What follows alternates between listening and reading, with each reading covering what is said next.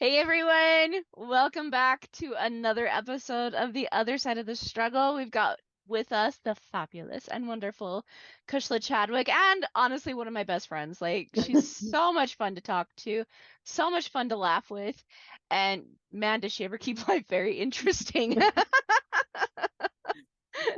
She does. We're doing things a little differently though today. Normally with podcasts, I'll get on here and I will interview my guest, but it's actually my guest that's going to interview me today because we're talking about the brain and trauma today. And this is kind of like one of my areas of expertise, and it lights me up, and it's super exciting for me to explain this kind of stuff to you guys. So, without further ado, welcome to Kushla.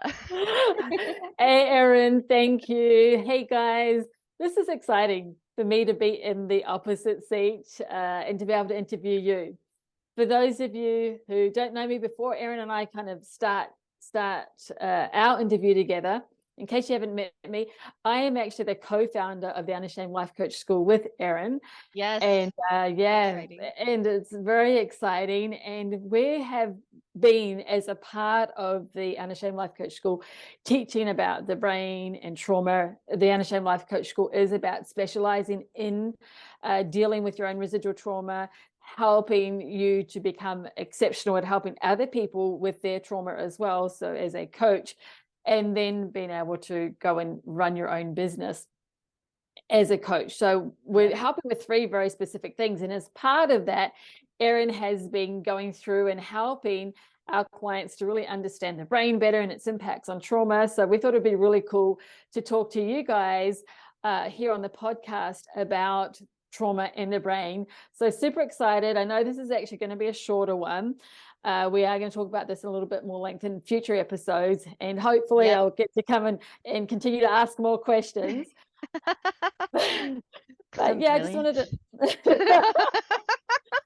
Yes, yes, yes. And so today, I guess I want to kick off. See, she says I make her laugh, but she makes herself laugh, this woman. It's true. It is true. It's true. So, Fun in the energy though.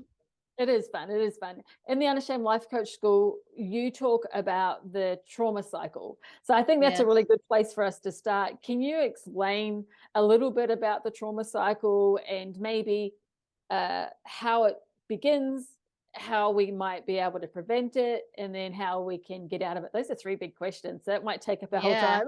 You might have to remind me Yeah, of yeah, each let's just one. start off with what's the trauma cycle?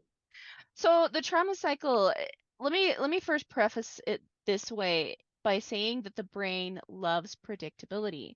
This is why we are creatures of habit, because once we have a certain circumstance, our brain just goes immediately to the next thing, to the next thing, to the next thing, to the next thing. And before we know it, we're in our result and we're like, oh, what just happened? Right? Why am I here? And so the trauma cycle is actually one of those pathways that the brain relies on. And the reason why is because within it, there's like a safety factor. We kind of like it doesn't make us feel safe, but we've tricked ourselves into believing that this is what we do to feel safe, if that makes Mm, sense. And so the first instance is the trigger or the circumstance, okay? Something happened and it's causing you to feel a certain way, or maybe bringing up memories, to bring up past events, like whatever it is that's causing the emotional reaction, because the brain has had experience with this in some way, shape, or form. The second part is often re-traumatize because, you know, giving just a little bit of some background here. Um, I've been in 3 car crashes. Now, yes. I have not received a ticket, so I'm still a good driver. So there's that. Okay. It was not my fault. All 3 times, well, no, the first time was my fault, but I still didn't receive a ticket. Um, but anytime I'm in a car now, because they were major car crashes, my life could have been taken easily in any 3 of these. Whenever I'm in a car, it's just a little bit of that anxiety, right? Because my brain is familiar with, if you get in a car, this is what could happen. And so I have to actually be very, very careful and make sure that I'm constantly staying in my logical brain, which we'll get into in just a minute. So that's the re-traumatize portion.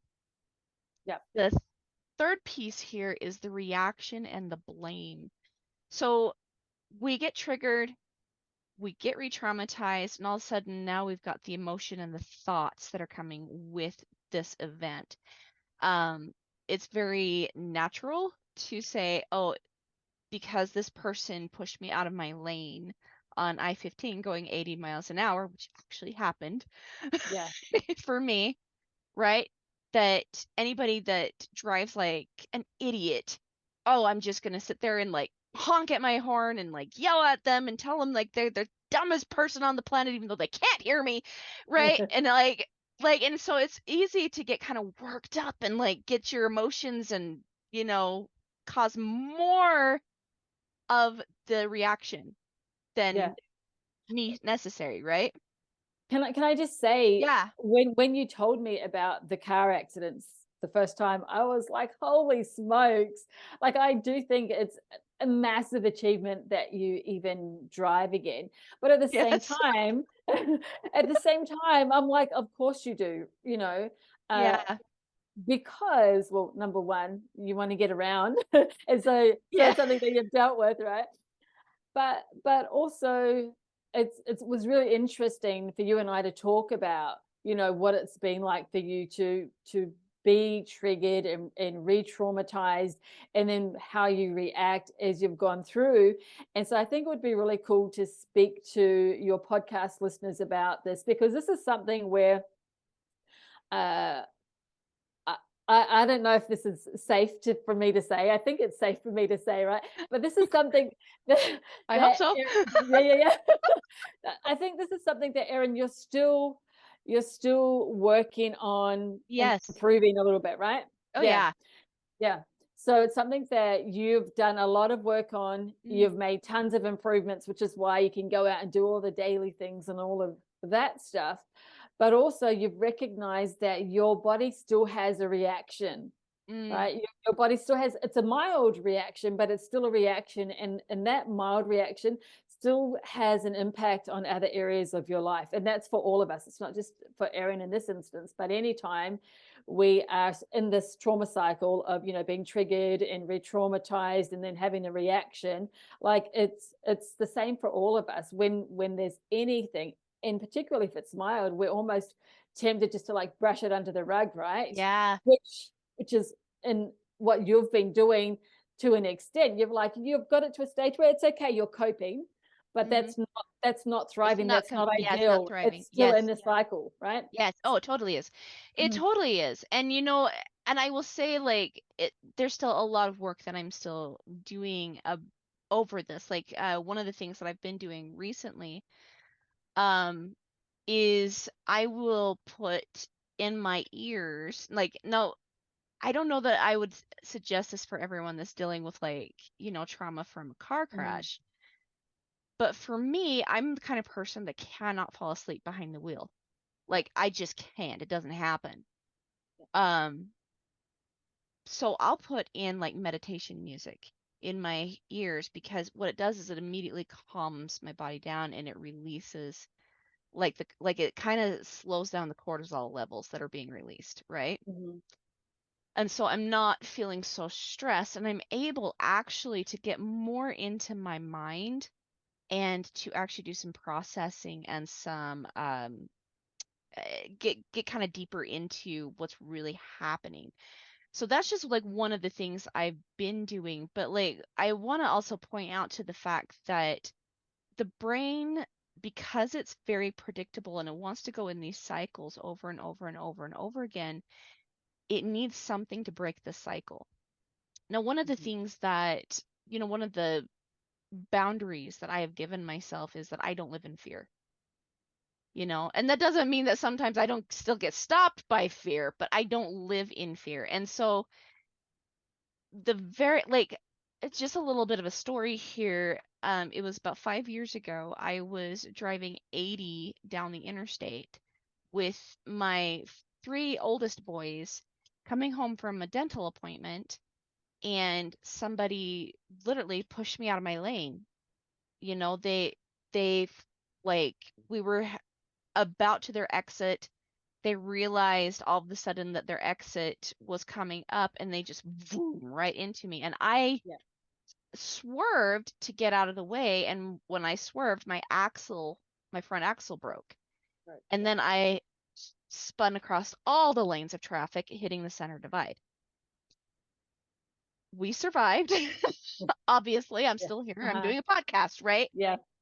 But the very next thing, like the reaction I wanted to take was never get in a car again, never get on the freeway again, never, never, never, never. And I'm not even joking. The very next day, I got in my other vehicle and I drove up north on the Awesome. freeway at 80 Awesome. because I was like, no, no, no, no, no, no, no. We're not doing Yeah. this. We're Awesome. not doing this, right? And I was like, it's okay. You're going to be fine, Mhm. and I'm going to prove it to you. And so it I let my logical brain do more of the talking, but it takes a lot of practice to get Yeah. into that state, because when you've got trauma, and we'll get into like what's actually happening in the brain when you've got trauma happening, but when you've got this,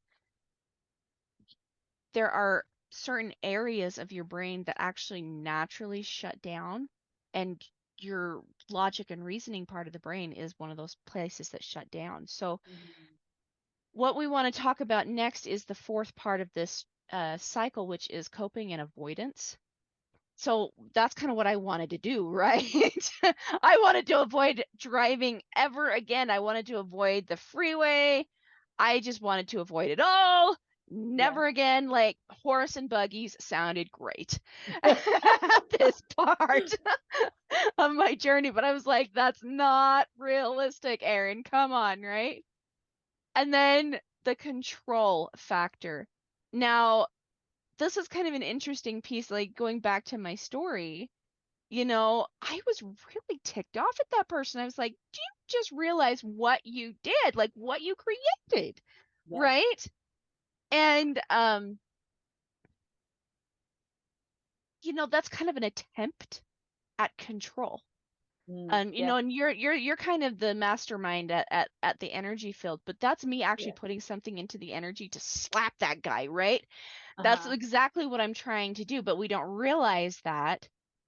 And so me getting angry and at the person that caused the crash is my attempt at control. But the problem with that is then it causes another trigger, which comes the re-traumatization, the reaction, the brain, the coping and avoidance, and the control, and it's just this nasty, nasty cycle. Yeah, and the reality is you're not able to control him as a driver. You can't jump in his body, right? And so that's right. So it's just natural that we're going to stay in the cycle when we're trying to seek control for something that's out of our control, because we have Exactly. control of ourselves, right? Yes, And that's exactly. it. And I'll say we have control of ourselves more when we actually get ourselves out of the cycle. and, Yes. and it's You have a natural. lot more control when you get out of Yeah, the cycle. exactly, exactly. And it is absolutely fine to have an event happen that's deeply impactful in a negative way Yeah. and get in the cycle. But the trick is to recognize it, right? To Mm, recognize that we're in this and to then do the work. And that's the hard work, the inner work. Sometimes hard, sometimes it's super easy, just depending on our approaches to it, right? But right. but but I think regardless of how it's feeling for you, that's the work, is to recognize, this is where I'm at, and to take ourselves out of it. And you mentioned logical brain, the a word, or logical brain or logical mind. For me, usually I try to differentiate and just say the conscious, like the conscious, awareness. Conscious mind. Yeah, Yeah. yeah, or the subconscious, right? Subconscious is running the program. Most people say about 95% of the time. I think for most of us, it might even be like 98% of the time, right? We do very little original thinking. But anyway, and it's the conscious mind. It's the part where we have our awareness of what's happening, which really can be powerful and help us to get back in there and and get out of the trauma cycle. So I wanted to ask you, now you've gone through the cycle and you've shared the experience of what happened with you in the car. Um, what is it that that you've done? What are some steps that you've taken to get yourself out of the trauma cycle? And what can someone who maybe they haven't been in a car accident, but they've experienced something, whether it's kind of a low level kind of challenge or a really deep, big trauma, what can someone do to get themselves out of this continuing cycle? Because this is something that can just keep going for the Oh rest of your yeah. life. Mhm. Yes, and it can make you feel like more a victim, less power, less control, and more hopeless. And that's something like my clients come to me a lot, and one thing I hear from my major ticket clients is, you made me feel hope. Like I feel hope, and that's literally what people are wanting, Yeah. right? And so that does it takes breaking this cycle, but let me first and foremost say that, like, the minute my car stopped, my frontal lobe was not working. I was sitting there like, oh, and you guys can put the expletive in there. Like, I'm not gonna swear on this podcast, but I Far was out. thinking it. Ah, crap, right? I was thinking it. And to be honest with you, after a trauma, or even a re-trigger of the trauma, it takes about 10 to 15 minutes for blood flow actually to get back into the different pieces of your brain to get you feeling human again, you know? Um, because your brain is so amazing. Like, it literally, when it recognizes that, oh, this is not going to be good, Mhm. right? This is gonna hurt. Um, it draws everything back into the center portion of your brain, because that's where your survival instincts are, is right there in the center. And you just totally go into survival mode, Yeah. right? 10 to 15 minutes after the incident is when you can actually start to process. And this is the point. Like, this is why I'm saying, like, for women, for men and women that find themselves in some sort of a traumatic event and they froze, this is why. It's because your brain just literally drives everything in, and it's like, oh, I'm in survival mode. It just puts you right in survival mode. It takes about 10 to 15 minutes before you can actually say, now what? And can I Right? say there, while you're talking about that and the like all the power kind of going, like being drained out, you can actually see this with the right scans, right? Mm-hmm. So the brain and the heart, they emit certain frequencies and energies, and they emit a really strong energy field when they're coherent, when they're working together beautifully, right? Mm-hmm. And when you have a trauma, you're talking about that 10 to 15 minutes to recover, it's instead of that energy going out, it's like sucked, we're just sucking energy from out of like the ether, to try and get energy back to our brain, blood flow back to the parts of our brain that need it, and our heart as well. So I know we're focusing on the brain today, but yeah, so tell us what happens after the 10 to 15 minutes. How can we get ourselves back into like healing, coping with what's happened, So all of that good stuff? this is where we get to take an evaluation. We've got to first and foremost be aware, because this is when your frontal lobe actually starts to wake up again, Mhm. right? And you can say, okay, this is what happened. This is how I feel. But the next part is the do. What am I going to do about it? So, going back to my, car crash story, this is what happened. I was just in another car crash on I-15. That's scary. Okay, that's the event. That's actually what happened. The re-traumatization. This is the third freaking time this happened. What is going on, right? And I gave myself some time to just, over it. Like, really? No one Like, else's faces like you really? do. I know, right? I've been called the next Lucille Balls. Yes, I have. So, but we've got we've got that. But then after, instead of going into reaction and blame, because this is what the do part is. If you think about reaction and blame, that's a do, right? If we think to ourselves, what am I going to do? that is where we actually break the cycle. For me, it was, what am I going to do about it? I'm going to go home. I'm going to freaking get my keys to my other car and I'm just going to drive up here again. Yeah. Right. And, you know, I felt like a bad A right there. I'll tell you that much because I was like, Yeah. not happening. No, no, no, no, Yeah. no, right? We're not doing this. We're not playing this game because I recognized what was happening. And I think it's just being aware at some point in the cycle, being aware that you're in it. Yeah. Okay. I can relate. It's, I haven't, well, I have had car accidents, not to the degree that you've had, but one thing I did, I was probably about 15 at the time. I was in a speed skating accident. I used to do roller speed skating, and Mm-hmm.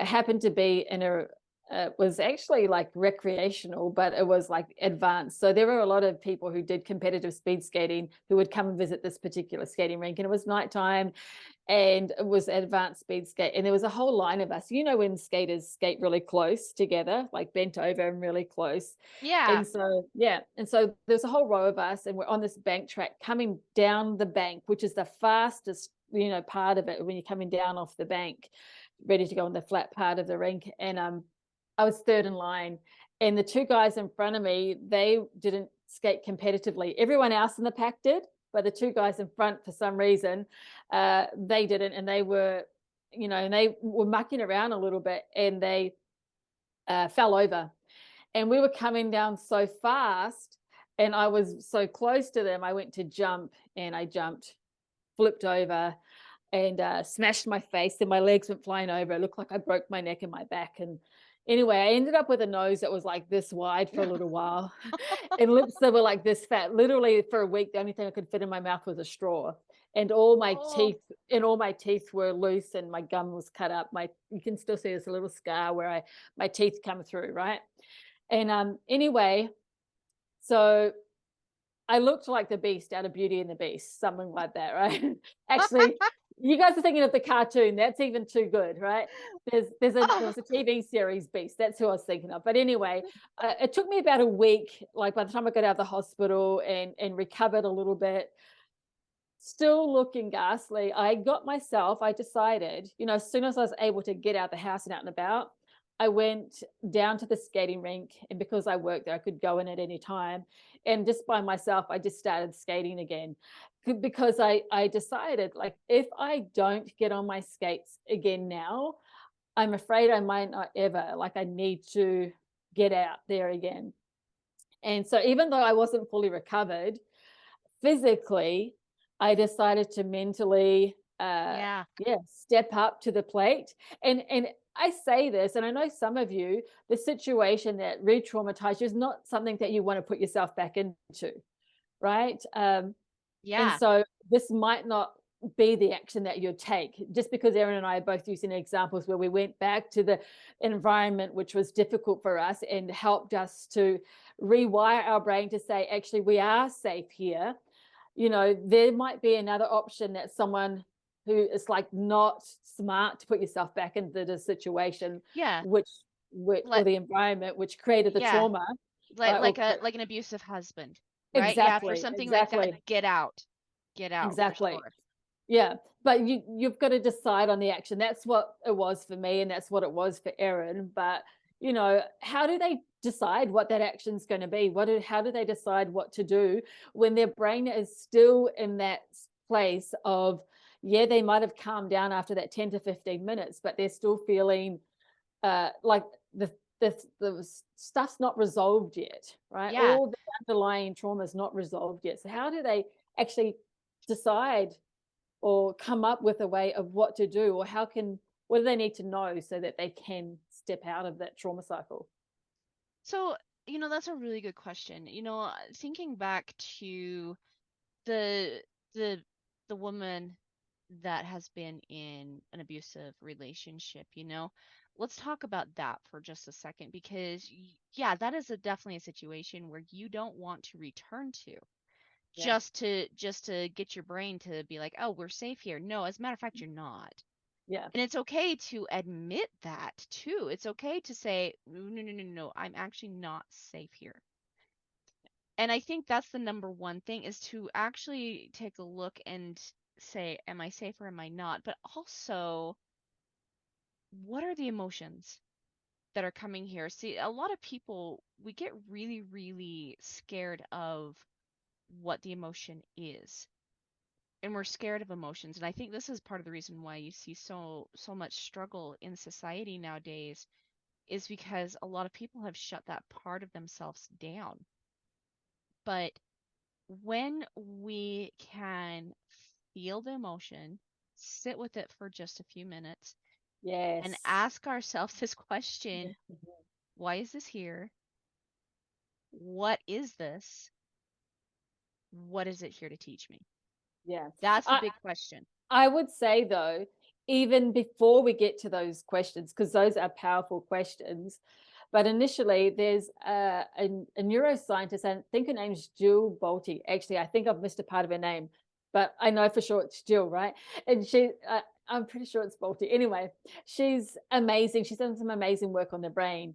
And one of the things you and I talk about, Erin, is how she did this work and proved that any emotion that we're experiencing, if we just will sit with it and not try and push it away, not try and do anything with it, but just sit with it, then it will naturally chemically burn itself out of our body within 90 seconds. Mm-hmm. So, and that means not re-triggering, not kind of revisiting in our brain what's just happened. It doesn't mean trying to collate any thoughts. It's just sitting purely with the emotion. And a good way that I describe it is think of someone telling a really funny joke, right? Right. and and you laugh when someone tells a funny Yep. joke, right? Mm-hmm. And it's not natural to think that was really funny. Let me just push it down and I'll come back and laugh about that in an hour or in a month from now, right? No, and that Or even a just year saying from that's now. hilarious, right? Because we want to Exactly. enjoy that, Uh-huh, right? exactly. And so and what happens, we can make ourselves laugh again when we're like, oh, we remember and we think about it. We're like, oh, maybe we're remembering the joke and we laugh again. Oh, that was Right. really funny. Uh-huh. Yes. We re-trigger the memory. And that's great because it's positive. But the thing is, like, just like we don't want to push away a laugh, and and I will say, if we just sit there, eventually we're going to stop laughing. Like if we don't rethink of the joke and we don't retell the joke in our heads, naturally that chemical reaction that's making us want to laugh and like hitting off all these awesome dopamine hits and all these other good reactions that are happening in our body, they will burn out after a while. They'll stop happening because like we've just sat with it. We've Mm-hmm. And it's the same with any emotion, whether it's anger, sadness, disgust, any of it. Sit there with it and let it chemically run out of our body. Then we can ask ourselves the really powerful questions. It might be immediately after, it might be, we might just take some time for a little bit, maybe an hour, half an hour, whatever, but then come back to those questions. I think that's Yeah. really Well, powerful. and when you're sitting with it too, like a lot of people don't realize, like I've actually been laughed at when I say, well, what do I do when I realize that I am feeling this way? Breathe. You just sit and Awesome. you feel it and you breathe. Yeah. And I've actually had people laugh at me when I say that. I'm like, no, I'm actually very serious. Yeah. Because the thing is that breath work and just the deep breathing is going to keep you rooted in the spot. And it's kind of like this. I have a rooster, right? And we call him Coco Loco for a reason. He's very protective of his flock Oh, wow. to Wow. an extreme. Yeah. But I will tell you that I call it like sitting with the rooster. Okay? One of the things you have to do with the frickin' rooster that's Coco Loco is you have to hold him. Whoa. Wow. Not even joking. You have to pick Yeah. him up and you have to hold him and you have to sit there and pet him, breathe with him, and just sit there. Like that is what you do with a Awesome. crazy rooster. Even though he wants to kill you, Yeah. right? You just pick him up and you sit there and you love him. And don't do it without muck boots either. Yeah. But the thing is like it's like that. Sometimes we have this fear. Sometimes we have anxiety, discomfort, anger, all of these emotions that are negative, quote unquote, emotions, and we want to turn our back and run like heck. But the best thing you can do with the rooster is sit there. Don't let it like tell you to back off. You don't back off. Yeah. Because you've got to show at some point that you're in control. You're the boss. You're the one that has the final say. And sitting with the emotion and breathing through it is doing exactly that. It's Yeah. saying, hey, you know what? I'm actually in control. This is what it is. And even though I feel XYZ, I'm still choosing to be in control here. Yeah. And we'll say when Erin says I'm in control, we're not meaning that we're in control of everything that's out there that's happening, Right. right? Because what's created the trauma might be something that you have no control over whatsoever, right? Like Erin had no control, has no control, even though she gets back on the road, of how other drivers drive. Right. Right. I have no control if I'm skating in a pack with other people of what the people in front of me are doing. If you have a spouse or someone you love who's abusive to you, you have no control over their body and what they do because you're not in their body. But what we're talking about is you have control of what you think and what you Mm-hmm. feel. You have control of your inner world. And when we Yes. go into our inner world, that's where we get to really create ahead of time what it is that we really want to create in our life. I mean, we've been speaking about the trauma cycle, and it's like not even that pleasant a topic to talk about, right? But what happens is when we get awareness of where we are, we're able to really pause, feel the emotions, ask ourselves powerful questions that allow us to get out of the cycle, and then really get into that space where we have that brain coherence, that heart coherence, Right. and really start getting into that powerful place of creating what it is that we want. It just happens to be on the back end of an experience that we didn't particularly like. Right. You But know? the thing is you're also talking about the power of the do. Because Yeah. if we have the power to experience, then we also have the power to do, which also gives us the power over our actions and our results. Yeah. Right? And we talk about this also in, the Unashamed Life Coach School, and you call it the CT and Yeah. Yeah. I call it the 5-step thought process, right? Yeah. Oh, It's both the same thing. It's the exact same thing. mhm, And once you get into these processes and you can realize, oh, this is the steps. This is the process that gets me from A to B. It makes it a lot easier for you to sit with what's actually happening. yeah. Awesome. I know we haven't really had much time to really go into the not much time. I know we haven't really like taken the time to go into the brain too much today. I would love it if we could have another conversation and Let's go do and it. talk more about the brain as well. But because it's time that we wrap up with this Yeah, it one. is. Yeah. But I do want to ask you, like if there was one thing that someone who is they've recognized where they are, that they've recognized that they're in this cycle of trauma and they're ready to take their life back. They're ready to become a powerful creator of their life rather than feel like they're the victim of circumstance. What's one thing that you think anyone could do who really just wants to get their life back, and one thing that you would recommend someone to do, and really I'm like, I want to ask you this exact question, but it's just not coming to mind right now. But yeah, the question is really what's one thing that you would recommend your people to do in terms of doing like an action, or maybe or maybe going within and thinking or feeling to make sure that they get into that space of being a powerful creator in their life? Well, number one, you mentioned a very powerful word there, and that is creator.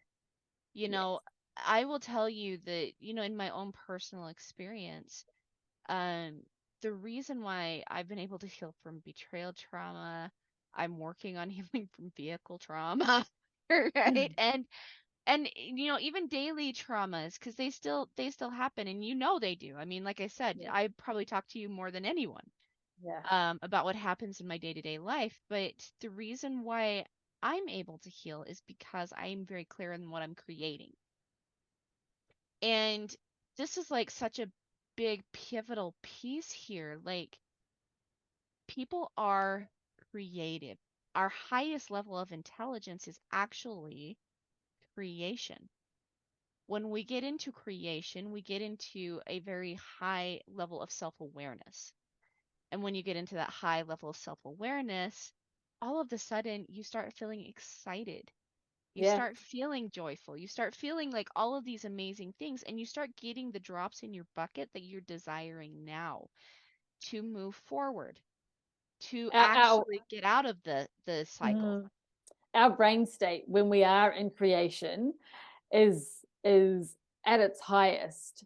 Yeah. And if you were to have a look at the scans and stuff, you actually start to see your heart's literally filling with um like there's a surge of blood going to the heart and your lung capacities going out, and that and your brain has its energy frequency, it goes out, your heart draws in. So you when you start to get into this heart coherence and this brain coherence, and you're flooding your body with all this amazing energy, Yep. right? Then that's when you really get into this powerful creation mode Yeah. of, And it's a you beautiful. yeah, you just put the information in there and you know, bang. Some of the things you can do that you thought were previously impossible become so clearly possible to you. Yes. And yeah, we get some exciting results happening when we get into that state. But it's been awesome talking to you. Thank you for letting me be Yes. the guest interviewer on your podcast today. Well, it's been fun. Like, oh, I love Yeah, talking about this stuff. yeah, It's exciting. So, awesome. So I look forward to another conversation. And for those of you, I know some of you have already asked about when are we doing the next round of the Unashamed Life Coach School. Um, you can jump on a waiting list. So Erin will have a waiting list on the podcast link, and yeah, and we'll keep you informed and let you know when the next round is going to open. So yep. if you really want to make sure that you're really good at dealing with your own crap, I'm not afraid to say that word because that's not a bad word here where I No, live. it's not. It's not here either. Yeah. So if you really want to be good at dealing with your own stuff or become better at it, and also be able to do an amazing job of helping your clients, even if you don't call yourself a trauma coach, obviously being able to deal with trauma eloquently is helpful to anyone because we all go Yeah. through it. Like life is so 50-50, Yeah, it does. so amazing and good and so hard and difficult at times. So it's something we've got to learn to deal with. So if you want to be able to do that, and also I really love helping coaches to get momentum Up and, level. really, yeah. Yeah. So we go over all of that in Unashamed Life Coach School. You can get on the waiting list, and we'll send you out stuff to let you know. But thank you for being on here. Thanks for talking with us about the trauma cycle today, and lots of love and sunshine from me. And I'll hand Yes. it back to you. And don't forget to take a look at the description below. So it'll be there, one form or another.